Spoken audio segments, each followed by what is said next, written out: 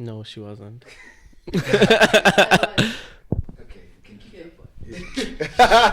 I just want to let everyone know that she was not recording. We're starting now. Alexander Lofty, Nabeel Nicholas, take 55.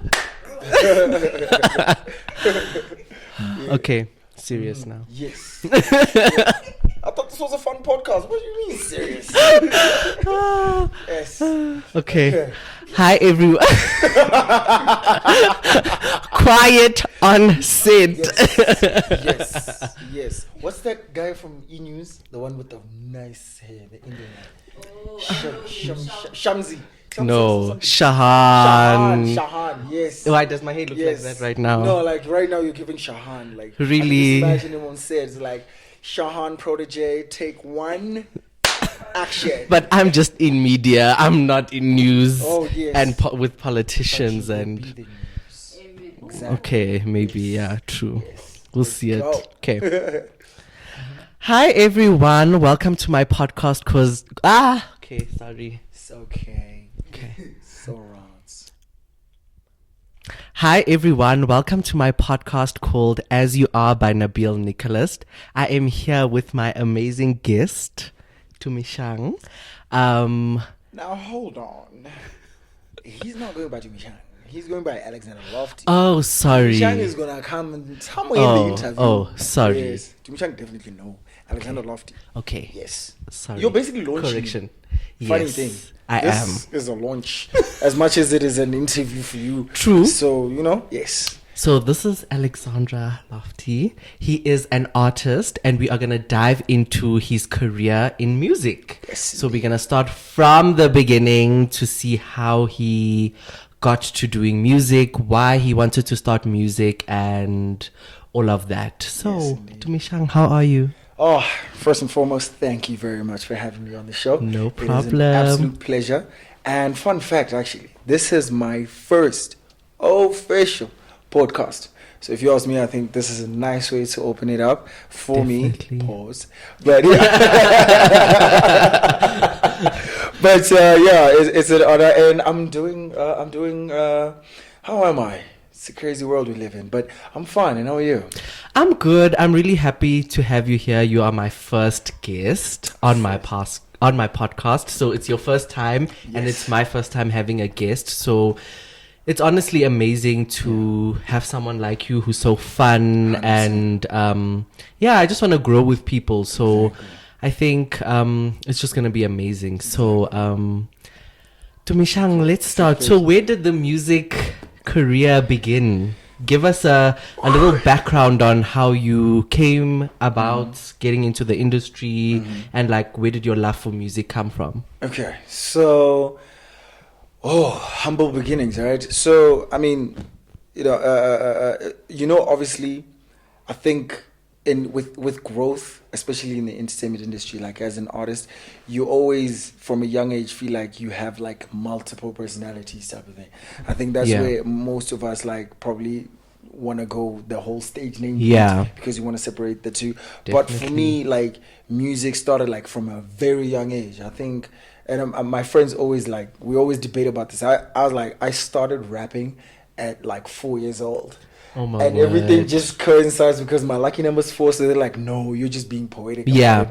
So I think for me, I think I can say fully, probably from 7 years, that's when I started really loving music. And I remember when my brother bought 50 Cent's album, Get Rich or Die Trying. I think that was the first time I was like, rap is really for me. I love this. Yeah, and that's when but I've always loved music. Always. So that's where your love for rap came from a young age. But it also sounds like music has been a part of your journey from like forever. It seems like it's not been something that you've had to transition into or try to find because it's always been there. 100%. It's just a matter of channeling it. Yes, 100%. And that can take time, but music has always been a part of your journey.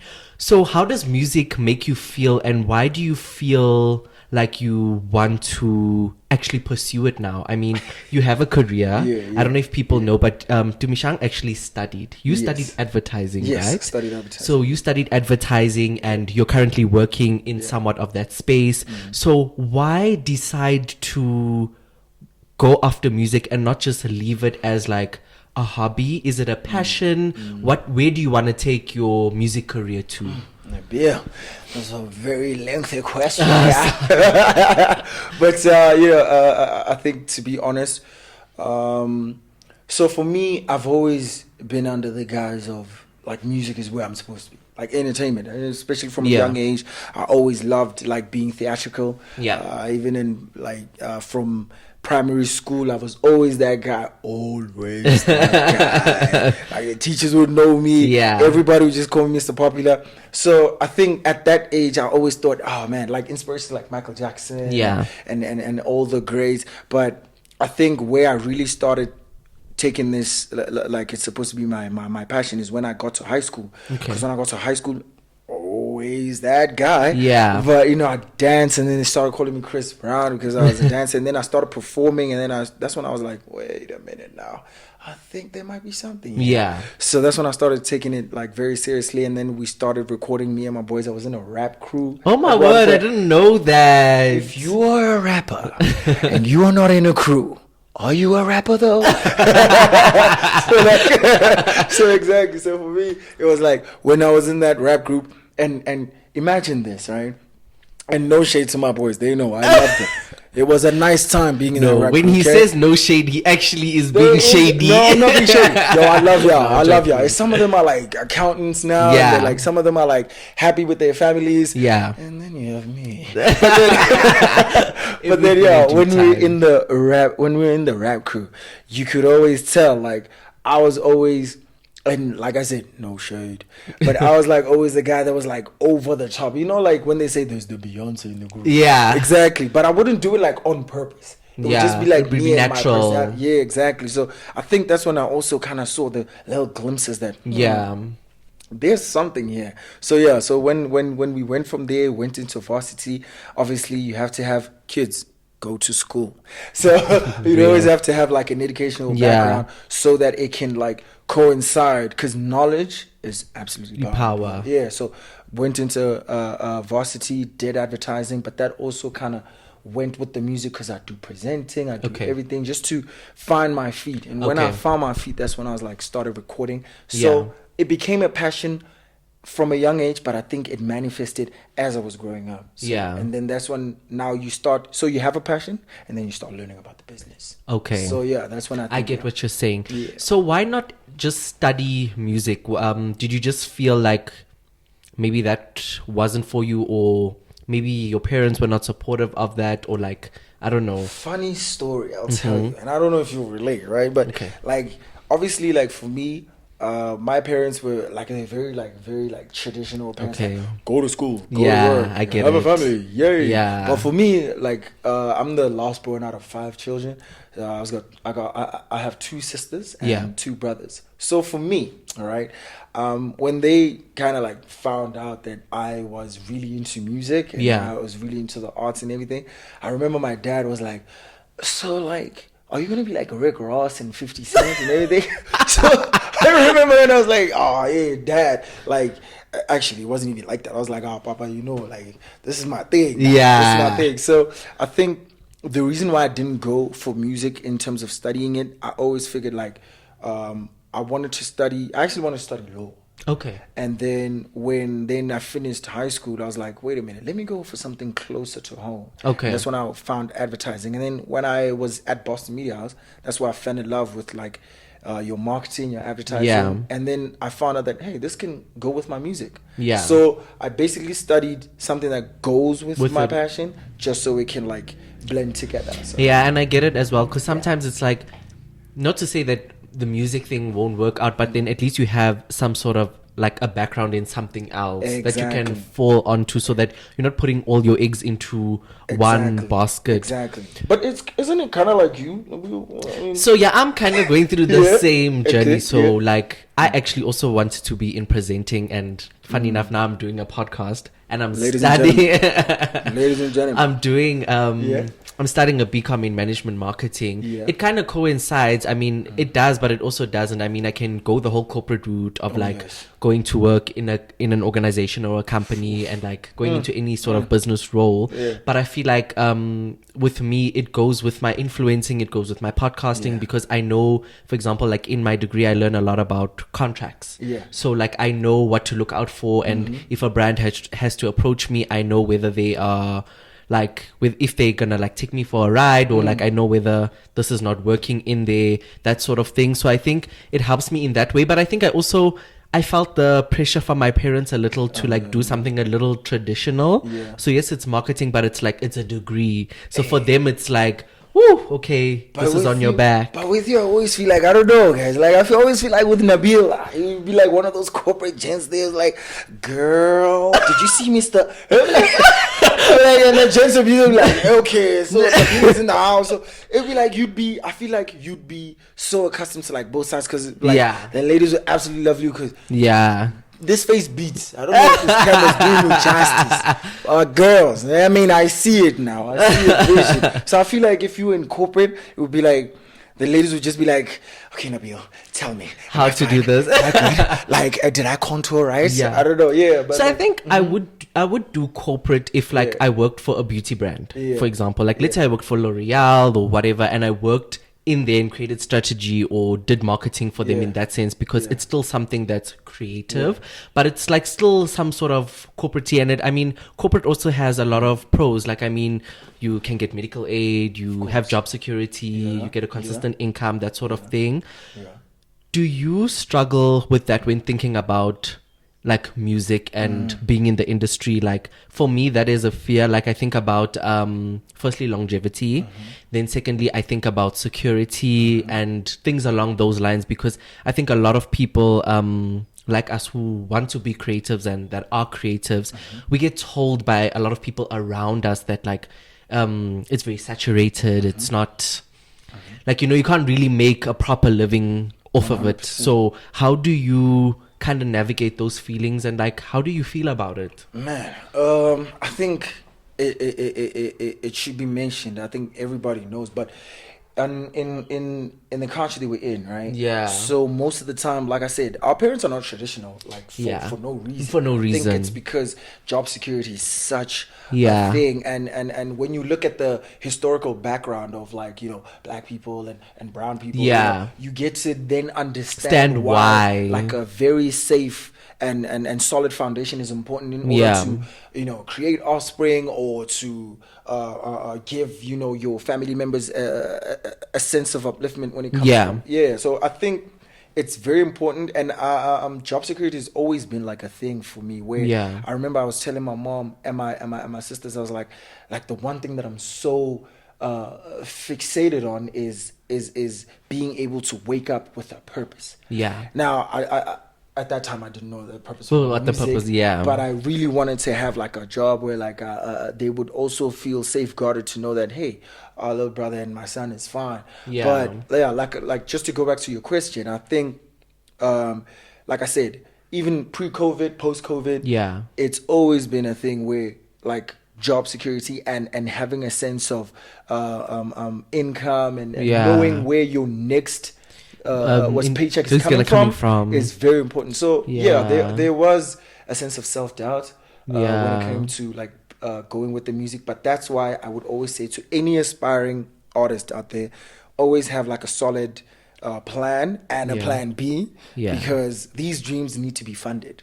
So I'd say I definitely relate on that, because there was a time where I wanted to actually drop out. I took a semester off. Don't drop out. I haven't dropped out, but it was really a thought, because I wanted to obviously explore my creative endeavors, and I thought that, you know, with influencing and whatever, and what I can say and what I have learned is that like for some people it's not the case, but for the regular old person, that to be a creative and to be in the entertainment industry takes time. It doesn't happen overnight, and that's something that we've had to learn. And also asking people around you to help you and collaborate with you, that's the way like you need to grow in. And I think also just in general, like I just realized that I needed to have some sort of a security blanket, Yes. and also to fund, like you said, to fund your dreams. Like I wouldn't have been able to ever start a podcast if I didn't have a job before. Like I've had to buy a camera, I've had to buy mics. Yes. Those things had to come from somewhere. And if I 100%. didn't work, and if I didn't get money, or whatever the case may be, is I wouldn't be able to fund my creative dreams. 100%. But don't you think that that's like, I feel like it's such a crazy thing, because sometimes I'm like, I wish I, not that I wish, but like sometimes I'm like, I wish I could just be a person that's just like studying and then they just want a job and doing this, because I feel like it's such a double-ended thing where I think a lot of people don't realize how much work it is to be a creative. It's a lot of because work. Yeah. you're trying to get something secure, and then you're trying to fund your creative endeavors, and that's what gives you your purpose. Yep. And you're trying to do that, but that also takes a lot of time, and then it's like balancing the two. Do you struggle with that, like balancing the two, like, because you have a think- proper corporate job, Yeah. but then you're trying to also navigate the towards music as the well? dream. I think it's so funny.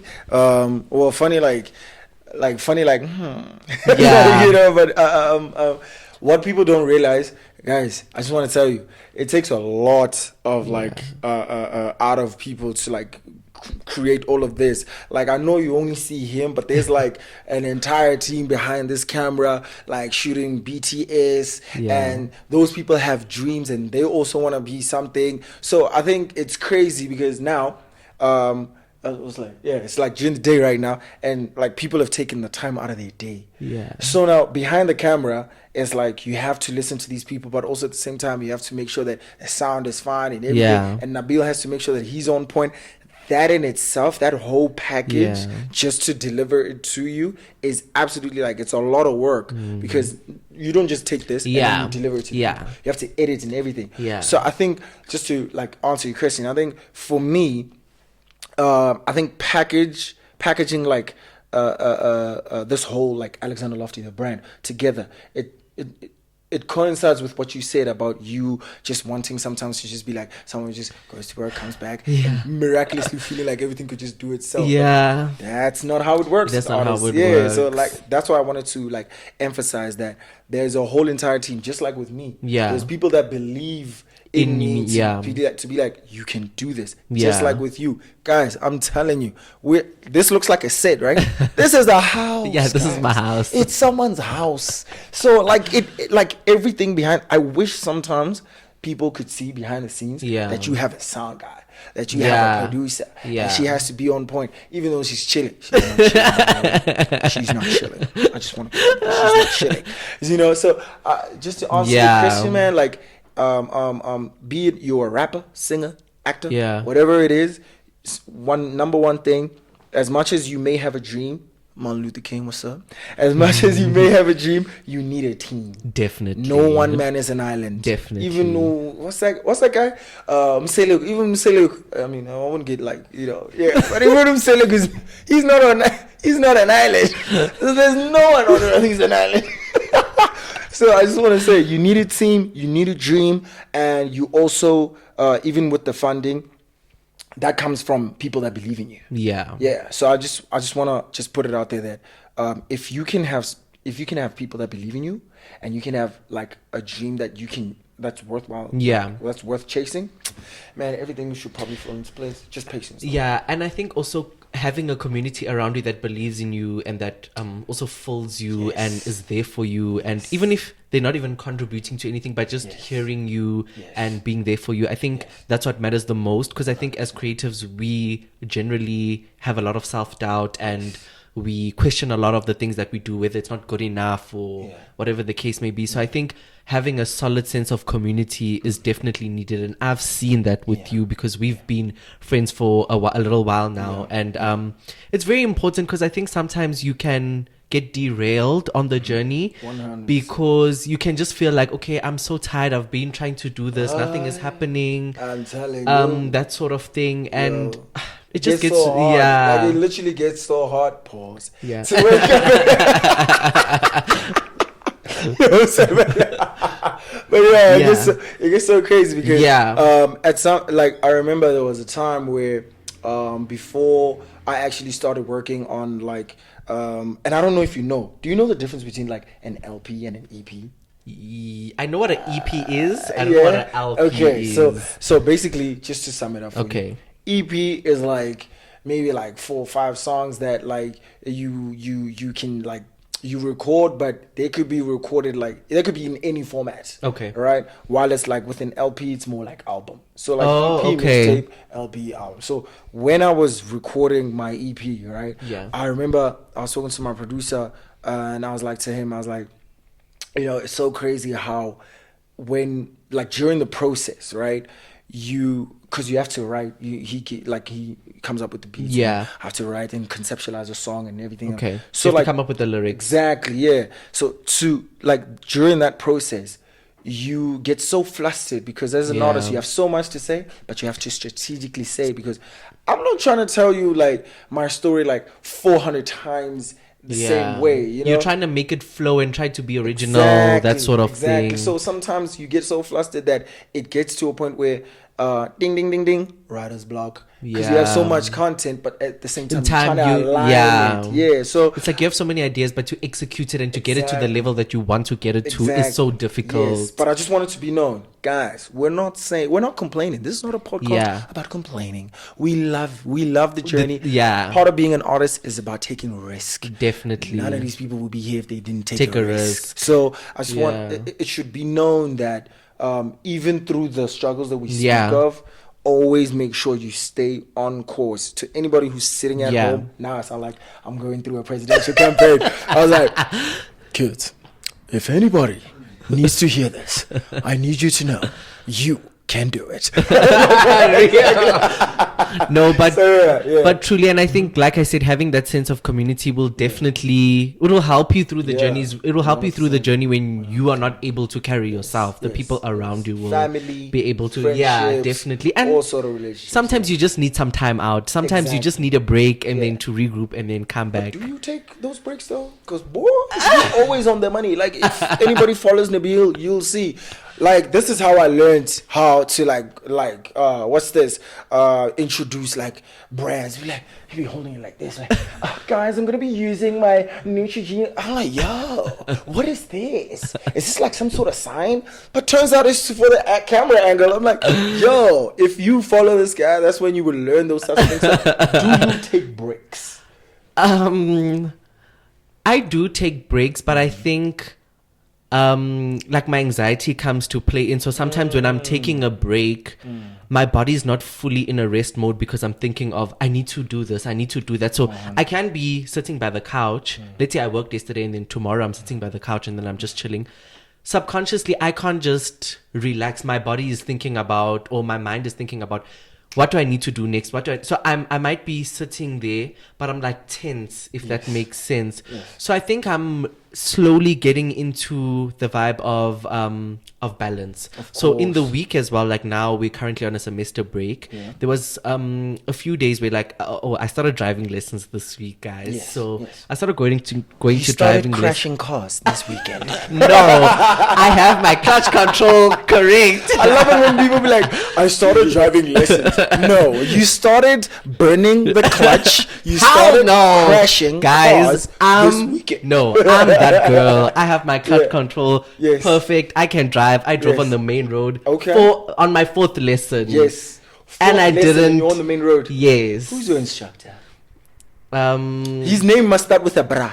Brasante. Firstly, it's a woman. Maybe that's why it's so. Maybe that's why maybe that's why I can drive so good. My apologies. Hey, I'm a feminist. Just want to put it out there. I'm a feminist. Amandala, I got y'all, ladies. Mwah. You know, love you, mom. Love you. So yeah, I think taking breaks is just. I'm figuring that out, but I think it's just a balance. Like now I'm starting to exercise, like I'm trying to balance my days. So some days I'm really productive and some days I'm not, and I try not to feel guilty about it because I think we get to the point where like when you want to make it and you want to do this, like I mean, not that I'm complaining, but it's like it's YouTube, it's Instagram, it's TikTok, it's all different content. So for example, like these things. So today it's like I can film the podcast, but then it's like I need to release consistently on YouTube. I mean on TikTok and on Instagram. So I'm still trying to find the balance, but I think I do take my time out with my family because I haven't been going out. So I think when I spend time with my family, I somewhat forget. He hasn't been going out. Boy, stop lying. You were just our police officer. When? That was so long ago. This boy just lied on national. No. This is television national videos. No, guys, I'm On not a lying. national I'm podcast. really not lying. Okay. But I don't go out. Yeah. You know why I said I don't go out? That Yeah. I don't go out as much as I used to. I used to be very like now. I can see my friends once a month, whereas that is like for a person who's in varsity, that's weird. Yeah. You know, you should think be that I living would your see, youth, but even on campus, I don't even like. I wouldn't really. Yeah. He makes appearances, guys. He's just mincing his words. He makes appearances. Nabeel is the type of guy to say, you'd be text me like, I'm gonna come tomorrow, okay? Please get the valet right ready for me and get the confetti. Confetti? I sound like Soldier Boy. Guys, let me just say this: I'm high maintenance, and that's okay. You know who had Drake's side during the beef. I'm high maintenance. Yeah, But I am high get you. maintenance. Yeah, no, exactly. But Yeah. but I think in all seriousness, a healthy balance is needed. Yeah. Especially if you are if you're given the opportunity at a young age to kind of like figure yourself out. Because I Yeah. always say this to like my boys. I'm like, I think it's very imperative that when you see the vision. Because I Yeah. think there's a time in your lifespan when you see a vision coming into Yeah. like fruition, you need to also understand that I need to make certain like sacrifices here and there. Yeah. And I think sacrifice, which is something I battle with also. Yeah. I think sacrifice is so important because, man, there's this clip by Steve Compella. You know, he's like Coach Steve Compella. Sandra, what to do? He's like, if you want to make yourself happy, get that pair of sneakers. And I'm paraphrasing. It's like, get that pair of sneakers. Man, when I watched that video, I bought like 5 pairs of sneakers. The next week, my friends were like, let's go out. I'm like, go out? But I just make myself happy. But I need to make myself happy again. Yeah. So I think a healthy balance is needed in order to like understand that, okay, when there's a vision and it starts like coming into play, you need to make those certain sacrifices. So I think as an artist, as a person in general, you need to also understand yourself. Yeah. Understand what you're trying to do. Definitely. And that's when now you get to like learn a lot about yourself. Because I think what we're losing not lost, what we're losing is the ability to get to know ourselves better. Yeah, You know, 'cause definitely. That's how I came up. Yeah, that's how I came up with like this, like the music. That's how I came up with like the approach. Because you for were the more in brand. tune with yourself, so you're able to create more. So I definitely breaking into my presidential campaign. Yeah. Ladies and gentlemen, please take the time to know yourself. You will never, ever regret betting on yourself. I am Alexander Lofty, and I authorize this message. But yeah, I think also a lot of people just don't understand the sacrifices that need to be made. So I think when I started this project, I took my savings that I used from my job, and that's how I was able to fund this, to get a camera, to get mics, to start a podcast. And then I ended up leaving my job, which I never thought that I would do. So I'm at this weird stage also where like life is a bit different for me because I was so used to working, earning an income, that sort of thing. Now I'm in a new normal. But I think also we need to surround ourselves with people who are like-minded, or people who are trying to achieve not something similar but trying to achieve something around the same wheel of things.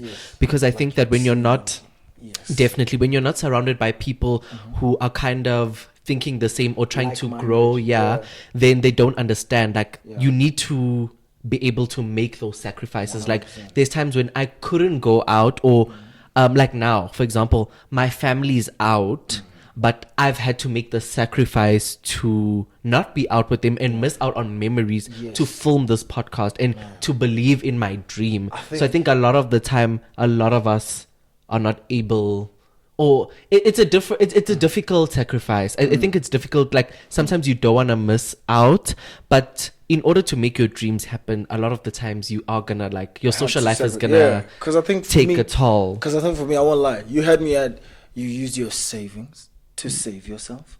He used his savings to save himself. Or is it to save your dreams in order for you to like push yourself and put yourself out there? Also, I think it's very commendable because Lord knows, I'm not doing my songs, man. I think it was more of a funding into myself. It was more of a like that investing was also in yourself. I think it was also like it proved to me that I can do this because I'm funding in myself. You know what I'm saying? Yeah. So that sort of thing. You guys good? Yeah. Are you guys fine? What's happening? Is everything okay? Okay. Yeah. I feel like it's one of those moments in a podcast. It's one of those moments in a podcast. Where like, what's happening? Yeah, the behind the scenes felt like shaking. Like, what's going on? Is everything all right? You're messing up with my focus, man. Real. So joke. Yeah, but I think also. Which shout out to my girl Tracy. That's my sis in music, man. You know, all love. Her name is Tracy, but obviously she goes by Bujina. Okay. She's the lovely lady. There's a lot of those, but she's a lovely lady on my single. Okay. Yes. That's what I want to speak about. Guys, can I just say, Nabeel? I just want you, for the people. Can you just pronounce the song, please, for the people? Ungithande. Say it with me. Ungithande. This is my podcast, and I will not do things I am not comfortable with doing. Anyway, but this is his single, guys, and it's really good. Okay, so we're kind of wrapping up, but I really I really want you guys to stream it because, so I don't understand Vernac, but the song really played on like some sort of my emotions, and I really felt connected to it, which I really loved. So I think you guys will really enjoy it. That's what artists always do when someone says something. Thank you so much. I'm so humbled.